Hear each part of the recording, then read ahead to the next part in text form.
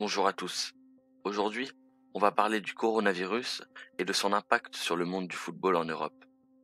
Effectivement, le Covid-19 sévit dans les pays européens ces dernières semaines et le sport le plus populaire de la planète en fait forcément les frais. Alors que les matchs à huis clos se multipliaient ces dernières semaines, avec l'accélération de la propagation du Covid-19, cette solution a totalement été abandonnée au profit de l'arrêt total des compétitions. Par exemple, la Serie A a été suspendue le 9 février en premier.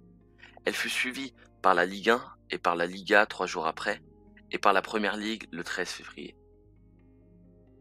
Alors que tout s'enchaînait très vite dans le monde du football et que certains clubs déploraient déjà des joueurs infectés dans leur effectif, l'UEFA tardait à se prononcer concernant la Ligue des Champions, l'Europa League et l'Euro qui devait se tenir en juin 2020. Ils annoncèrent finalement qu'une réunion par visioconférence regroupant les dirigeants du football européen, des représentants de clubs et des représentants de joueurs aurait lieu pour décider de l'avenir de ces compétitions. À l'heure où je tourne cette vidéo, cette réunion a eu lieu et nous connaissons désormais leur décision. La Ligue des Champions est suspendue jusqu'à nouvel ordre, tout comme l'Europa League, alors que l'Euro qui devait se tenir en juin est reporté à l'été prochain. La décision de l'UEFA de reporter l'Euro 2020 montre bien leur ambition de terminer la saison coûte que coûte, quitte à sacrifier l'Euro. L'idée serait donc d'étendre la saison jusqu'en juin afin de pouvoir l'achever et qu'il n'y ait pas de répercussions pour la saison 2020-2021. Les championnats reprendraient donc lorsque l'épidémie sera terminée, et pour la Ligue des Champions, c'est plus compliqué. Parler de l'annulation des compétitions européennes pour la saison 2019-2020 n'est pas d'actualité pour le moment. Plusieurs scénarios sont toutefois possibles.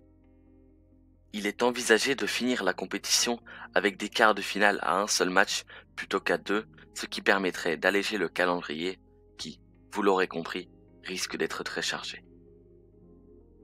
Pour l'équité de ces rencontres, il est probable que ces matchs soient joués sur terrain neutre ou alors que le stade soit désigné par un tirage au sort. Deuxième solution tout aussi plausible et qui a pris de l'ampleur ces dernières heures, un Final Four comme au basket avec les demi-finalistes qui se tiendrait sur quelques jours et qui désignerait un vainqueur pour l'édition 2020. Ces matchs se dérouleraient sur le lieu de la finale prévue, à Istanbul, en Turquie. Le foot n'est pas le seul sport concerné par cette épidémie. Le tennis, la Formule 1, le basket et d'autres sont également pénalisés par ce virus.